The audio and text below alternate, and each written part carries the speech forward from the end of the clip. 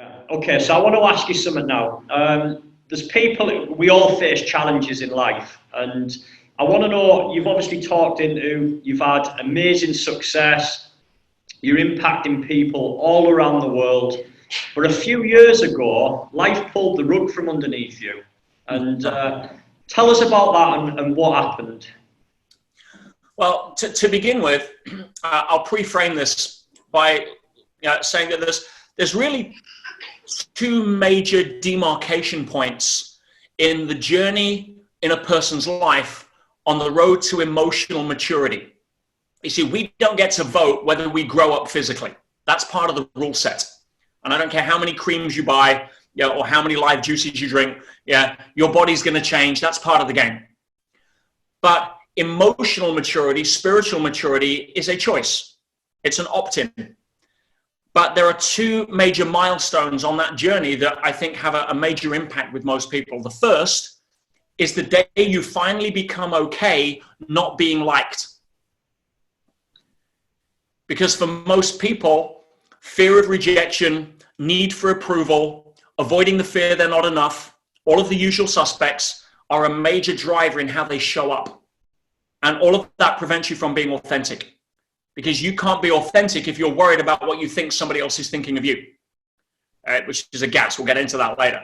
But being okay with not being liked allows you to live life on your terms and not try to fit everybody else's pictures that you project into, thinking that this is how I need to be in order for them to like me. That's why we're breeding a generation of snowflakes right now, which melt under pressure, because the entire school system, predominantly in the US at the moment, but creeping in here, we're breeding a culture in the youth today, which is far more about, oh, I'm easily offended, rather than, hey, you can say what the hell you want to me. Nothing's going to offend me because I have a high level of self-esteem. That's what's going to help shift the world, not snowflakes.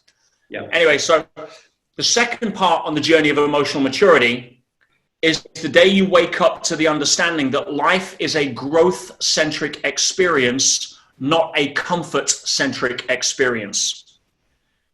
And when you can understand that, because everything in nature operates by two laws, growth and contribution. Everything in nature grows and contributes, or it's taken out of the food chain.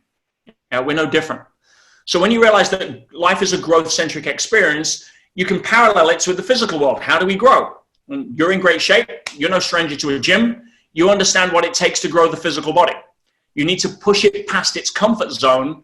And if you do that, if you push your body past its limits, it's pre-programmed to return with a better version of itself.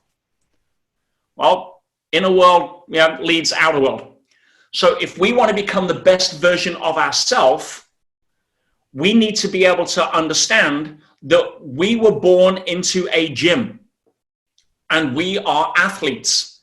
You see, if you didn't know you're in a gym and you go in there and you've got this personal trainer trying to put you on a treadmill and make you run till you throw up, or lift weights until your arms hurt, you're going to be bitching about it. You're going to be like, who is this guy?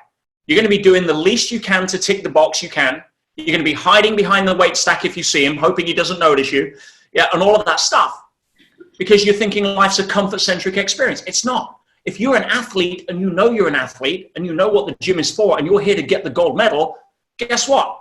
If you're not throwing up in 30 minutes, you want your money back.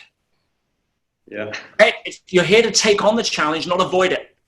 And when you know life is growth-centric, you realize the dichotomy that confuses most people is this, that our our nervous system is wired for comfort. That is okay. It's useful to stop us from sitting too close to a fire or sitting on a sharp rock. But our soul is wired for growth, and growth lives outside of our comfort zone. So if you're listening to your nervous system, you're going to get some feedback from life that is pretty uncomfortable. If you're listening to your passion, why you're here, your soul, your purpose, your mission, the fact you're an athlete, it's a whole different game.